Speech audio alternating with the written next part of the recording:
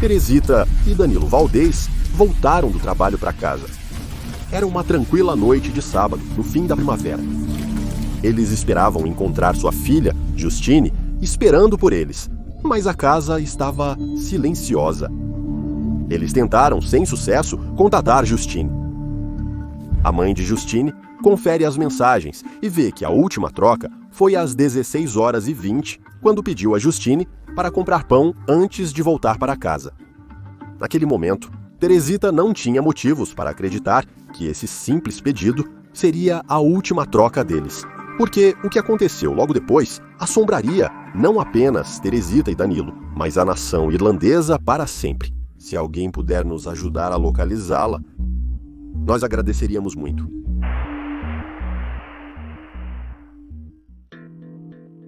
Antes de entrarmos nos detalhes do que aconteceu com Justine, precisamos entender o que ocorreu no dia de seu desaparecimento. Naquele dia, um acontecimento se desenrolou em Enniskerry, na Irlanda, uma vila a apenas 30 minutos ao sul de Dublin.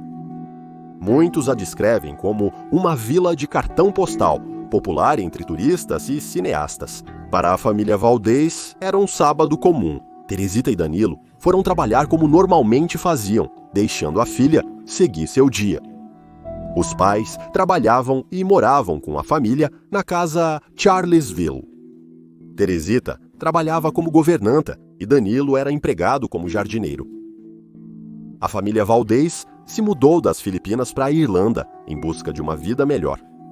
Justine, sua única filha, juntou-se a eles em 2013, após obterem a cidadania irlandesa. Ela rapidamente abraçou sua nova vida, dedicando-se aos seus estudos, ao seu trabalho e à sua família. Justine está cursando um diploma em contabilidade no IT Tallaght. Ela trabalhava em 2 empregos, assistente de cuidados em meio período e garçonete em Bray. Justine está em um relacionamento sério com seu namorado, Joseph Squire. Eles namoram há 6 meses. Justine é descrita como uma pessoa feliz e energética. Ela era bem conhecida como alguém que amava sua família e era grata não apenas a eles, mas também ao povo da Irlanda, pelas oportunidades que receberam graças à sua nova vida neste país. Infelizmente, tudo isso estava prestes a mudar no dia 19 de maio de 2018. Naquele sábado, Justine tinha um compromisso às 14h com um oficial de imigração na estação Bregarda para renovar sua permissão de residência. Ela manteve contato com sua mãe o dia todo por chat no Facebook. A mãe e a filha eram muito unidas. Elas trocaram 63 mensagens naquele dia. E após sua consulta, Justine foi para um rápido treino na academia de Ben Dunn, no parque empresarial Cherrywood. Após o treino, ela passou em uma loja para pegar um pão conforme solicitado por sua mãe. Aproximando-se das 17h40, ela é vista entrando no ônibus 185 em Bray. 20 minutos depois, ela é vista chegando na bela vila de Enniskerry. De lá, ela começou sua caminhada de 15 a 20 minutos, sozinha pela estrada R760 Kilcrone, uma rota que ela já havia feito inúmeras vezes antes, e hoje era um belo dia de primavera. O sol ainda estava a pino, às 6h. Ela não sabia que, durante todo o percurso, estava sendo seguida por um veículo escuro, veículo esportivo. E enquanto ela caminhava na estrada Kilcrone, em direção à casa Charleswood, este veículo utilitário esportivo de cor escura parou. Testemunhas ao redor relataram ver um homem branco se aproximando dela e a socando abruptamente no rosto. Ele então arrastou a atordoada e tonta Justine para o seu carro e acelerou para longe. O sequestro poderia ter passado despercebido se fosse em qualquer outro lugar, mas, como ainda estava claro lá fora, várias pessoas viram o que aconteceu e pelo menos 2 testemunhas chamaram a Gardaí quase imediatamente. Minutos depois, outra testemunha avistou uma passageira angustiada em um veículo utilitário esportivo. Eu vi um carro parado na estrada sem luzes e sem piscas. A porta do porta-malas estava aberta. Eu ouvi gritos. Ela estava sentada na borda do porta-malas, olhando para mim. Eu vi um rosto asiático com cabelos escuros. Os gritos se tornaram de pânico. Eu ouvi uma voz masculina profunda gritando com raiva. Eu comecei a sentir que havia algo muito errado. A mulher estava batendo freneticamente na janela traseira, um sinal claro de que ela não estava no veículo por vontade própria. A testemunha parou e chamou os serviços de emergência, que é 999, imediatamente. Quando a Gardai chegou ao local onde Justine havia sido sequestrada, eles encontraram sua sacola de compras contendo um pão e um celular quebrado. Dentro de 15 minutos, após a primeira chamada, 3 carros de patrulha já foram enviados para a área para procurar o veículo. Um helicóptero da Gardai também se juntou aos esforços de busca. Outro rastro de pistas chegou às 6h20 da tarde. Um motorista relatou ter visto uma mulher asiática no banco traseiro de um veículo utilitário esportivo saindo de Bray em direção à N11. Garrett Thompson, que estava dirigindo atrás desse veículo, lembrou que notou uma menina acenando. Ela tinha ambas as mãos levantadas. Ela tinha uma expressão preocupada. Ela estava sentada de modo desconfortável. Ele informou a Gardai sobre isso 1 hora depois, às 7h22 da noite. Agora, a Gardai sabia que alguém estava desaparecido. Eles não sabiam quem era essa pessoa. Não foi até às 11h40 da noite, quando os próprios pais de Valdez relataram o desaparecimento de sua filha, que a polícia percebeu que a mulher de aparência asiática que eles estavam procurando é muito provavelmente Justine Valdez. O casal já estava preocupado, pois não conseguia entrar em contato com a filha, mas quando notaram o helicóptero circulando sobre Enniskerry, isso lhes deu uma sensação ruim e os levou a fazer um relatório formal de pessoa desaparecida, diretamente com a Gardai. Às 4 da manhã, naquela noite, os investigadores avançaram. Ao revisar as imagens de circuito fechado de televisão ao redor da parada de ônibus em Dublin, perto do local do sequestro, eles identificaram o veículo suspeito. Era um Nissan Qashqai e a placa 1715020419 estava registrada para uma mulher chamada Nicola Hennessy, que morava em Bray. O guarda correu para falar diretamente com Nicola. Ela havia dito a eles que seu marido, Mark Hennessy, havia levado o carro deles no sábado e ainda não havia voltado para casa. Nicola conseguiu alcançar Mark por telefone às 8 da manhã, naquela manhã. Quando ela perguntou onde ele estava, disse que tinha dormido no carro à beira-mar. Quando ela o pressionou mais, ou quando ele voltaria para casa, ele simplesmente respondeu, em breve. Mark Hennessy, um homem na casa dos 40, trabalhava como sinalizador em obras. Ele e Nicola têm 2 filhas próprias, a que nasceu apenas no ano anterior. Mark é descrito como um típico homem de família de classe média e de meia idade. Segundo Nicola, no sábado daquela manhã, Mark saiu para trabalhar às 7h30 da manhã. Ele voltou por volta das 3h15 da tarde. Meia hora depois, Nicola usou o carro para ir a algumas lojas. Ela voltou para casa às 5 da tarde. Às 5h25, Mark saiu de casa, pegou o carro, dizendo que ia sair para beber, presumivelmente para o pub local. O guarda acredita que foi durante este período de tempo que Mark sequestrou Justine e nunca mais voltou para casa. O guarda logo aprendeu que a vida de Mark estava longe da imagem do pai estável, felizmente casado e homem de família que ele tentava projetar. Na realidade, seu casamento estava à beira do colapso. Ele havia acumulado uma dívida significativa e estava usando aplicativos de mídia social, como o Tinder, para conhecer outras mulheres e ter casos secretos. Mas sua espiral descendente também envolvia drogas. Ele utilizava cocaína regularmente e se esforçava para ocultar isso de seus familiares e amigos íntimos. Mesmo assim, ninguém entendia por que Mark sequestraria Justine. Amigos e família não acreditavam que ele fosse violento. Na verdade, eles o descreveram como quieto e desajeitado, mas não de uma maneira assustadora, um vizinho prestativo e um pai normal. Então, tudo isso realmente foi um choque quando a Gardaí anunciou Mark como seu principal suspeito no sequestro de Justine Valdez. Um avanço ocorreu quando uma testemunha, Christina Connolly, estava saindo do trabalho e ela avistou um veículo que correspondia ao Nissan Qashqai. Agindo rapidamente, ela ligou para a Gardaí e informou sua localização. Ela continuou seguindo o veículo utilitário esportivo, enquanto ele se dirigia a um estacionamento no Parque Industrial Cherrywood. Ela disse: "Decidi segui-lo. Ele estava olhando no retrovisor. Percebendo o perigo potencial em que se encontrava se continuasse a seguir a perseguição sozinha, ela tomou a decisão de parar e notificar a Gardaí em vez disso. Ela notou que ele estava muito ciente de que ela o seguia, pois ele continuava olhando pelo retrovisor.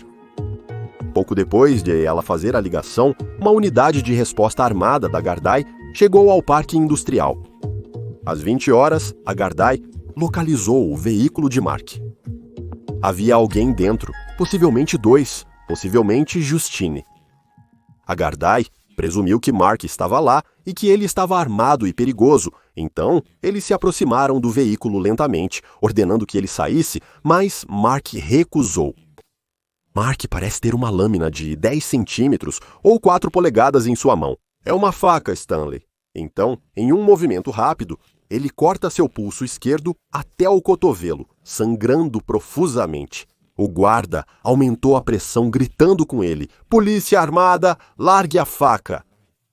Um dos guardas se aproxima furtivamente do veículo e tenta abrir a porta trancada. Ele então começa a usar força. Talvez seja neste momento que Mark percebe que está perdido, pois ele traz aquela lâmina para perto de seu pescoço e coloca a outra mão no volante. Não está claro o que aconteceu em seguida, mas há um disparo com uma luz branca, brilhante, iluminando o estacionamento, e então Mark é visto desabando sobre o volante. Os guardas então procedem a alcançar e destrancar a porta antes de entrarem, puxarem Mark para fora e colocá-lo no chão. Ele então é preso, além de receber assistência médica. Outro guarda examina o interior do veículo, principalmente o assoalho, suspeitando que Justine pudesse estar amarrada ali. Infelizmente, não há sorte e Justine não é encontrada em lugar nenhum. Os paramédicos no local estão trabalhando duro para manter Mark vivo e, ao mesmo tempo, os detetives estão implorando para que ele revele o paradeiro de Justine. Não está claro se Mark estava irresponsivo ou apenas se recusou a responder, mas ele não diz nada. A família de Mark se juntou às buscas assim que foram alertados sobre a caçada ao homem, pois estavam por perto. Eles estavam procurando tanto por Mark quanto por Justine, esperando pelo seu retorno seguro e também pelo bem-estar de Mark. Mas então, eles ouviram este tiro ecoar à distância e correram freneticamente na direção do som. Quando chegaram, viram muitos policiais por perto, carros, paramédicos. Eles correram, sentindo o pior, esperando que Mark estivesse bem, mas um policial teve que impedi-los. E então, o pior medo deles se tornou realidade quando souberam que Mark havia morrido devido ao tiro que ouviram mais cedo. Ele foi declarado morto às 20h38. Mas e a Justine? Não havia sinais dela no carro. E agora, com a morte de Mark Hennessy, a Gardaí perdeu sua melhor chance de encontrá-la. Eles estão em busca de pistas para encontrar Justine. E se eles estivessem muito atrasados? Mas então, uma descoberta quando um dos Gardaí encontrou um pedaço de papel manchado de sangue no veículo.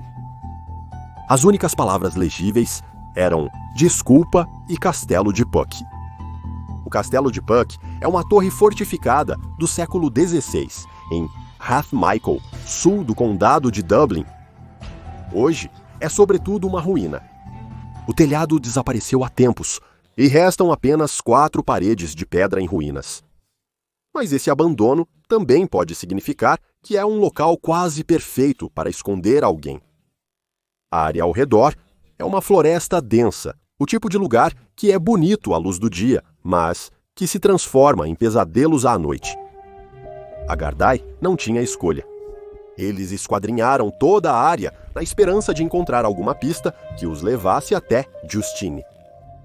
Então, na manhã de segunda-feira, 21 de maio, eles encontraram a primeira pista quando localizaram a bolsa dela. Mas esse sentimento de esperança foi breve quando, no mesmo dia, às 3 da tarde, o corpo de Justine foi descoberto, escondido em um denso tojo e vegetação rasteira.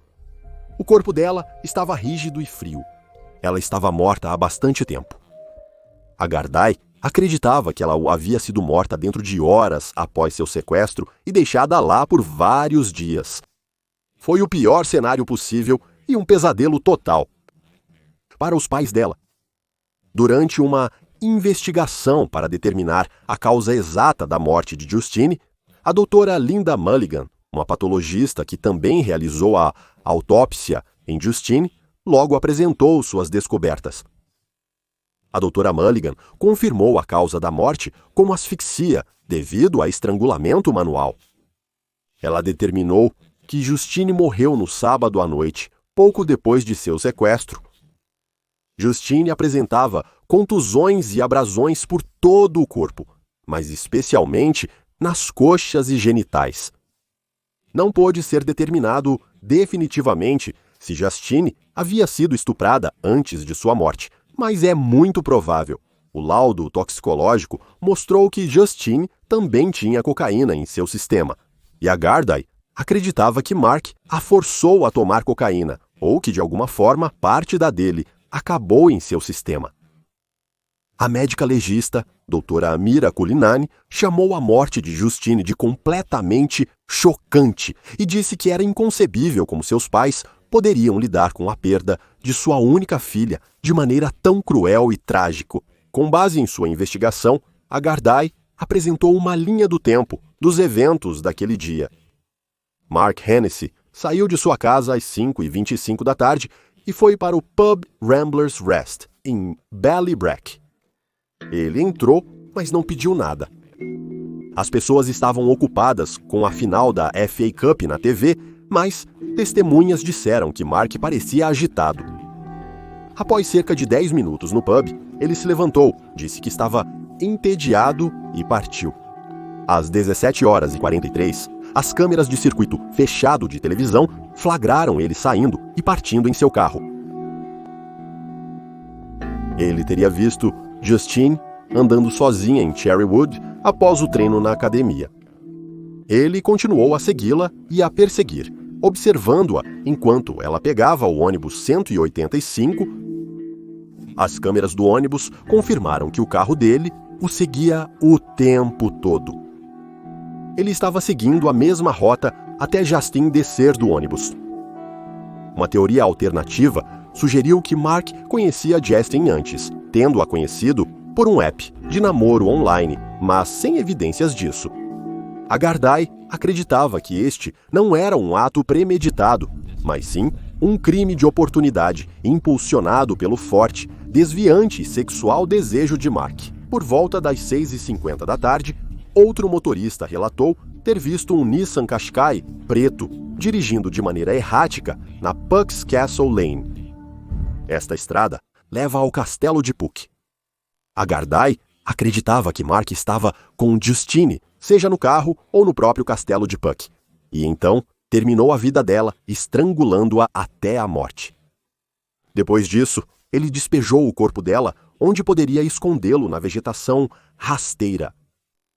Uma vez que terminou, ele deixou a área e procurou seus traficantes de drogas, tentando conseguir mais cocaína. Naquela noite, por volta das 11, ele voltou ao pub Ramblers Rest. Testemunhas afirmaram como ele parecia calmo e normal, como se nada de errado tivesse acontecido. Ele permaneceu na porta conversando, mas não pediu bebida. Depois que ele saiu, não está claro exatamente o que ele fez. Ele provavelmente sabia que estava sendo caçado. Talvez ele tenha ido para a orla e dormido em seu carro, como disse a esposa naquela manhã. Também não está claro exatamente quando ele escreveu aquela nota, mas o fato de ele ter escrito uma nota indica que ele deve ter sentido alguma culpa pelo que fez, porque menos de 36 horas depois de deixar o pub, ele foi confrontado pela Gardaí e, em sua tentativa fracassada de acabar com a própria vida, foi ironicamente baleado e morto por um dos oficiais. A Gardaí apresentou a espiral descendente da vida de Mark. As dívidas incapacitantes, as bebedeiras com álcool e drogas, os segredos que ele estava escondendo de sua família e o estado induzido por drogas em que ele estava que o levou a agir de uma maneira tão horrível. Justine estava simplesmente no lugar errado na hora errada? O estado induzido por drogas tira alguma responsabilidade das ações de Mark? E embora o crime parecesse espontâneo, o fato de Mark Hennessy ter sequestrado, estuprado e assassinado uma mulher em plena luz do dia, muitos suspeitavam que ele já havia feito isso antes. Alguns acreditavam que Mark Hennessy estava ligado a outros crimes na área, como o infame desaparecimento nos anos 1990 do Triângulo Irlandês, onde uma série de jovens mulheres desapareceram sem deixar rastros ao longo de 5 anos. Mas seus desaparecimentos ocorreram sem testemunhas ou evidências significativas. A Gardaí passou o ácido desoxirribonucleico de Mark pelo sistema, mas não houve correspondências com nenhum caso anterior. No entanto, isso não significa necessariamente que ele não tenha feito algo assim antes. Com Mark desaparecido e ninguém capaz de questioná-lo, ele levou seus segredos para o túmulo. O corpo de Justine foi repatriado para as Filipinas para o enterro. Algumas fontes dizem que o tormento teve um efeito tão profundo neles que tomaram a decisão de deixar o país para sempre. Foi apenas após a sua morte que os pais dela encontraram uma carta que a Justine tinha escrito para eles. Justine afirmou quão grata ela era aos seus pais por lhe proporcionarem uma vida tão bela, por a criarem, apoiarem e estarem sempre lá para ela. Justine, uma mulher caminhando sozinha para casa em plena luz do dia, com muitas pessoas ao redor, você não teria motivo para acreditar que ela estaria em perigo. Mas contra todas as probabilidades e expectativas, foi exatamente isso que aconteceu. A vida pode ser muito frágil e imprevisível. Sou o Victor e gostaria de agradecer rapidamente aos membros do nosso canal. Obrigado por apoiar o meu trabalho. Eu realmente agradeço. Isto é Anatomia do Crime. Por favor, curta este vídeo e se inscreva se ainda não o fez e te vejo no próximo. Tenha um ótimo dia, pessoal.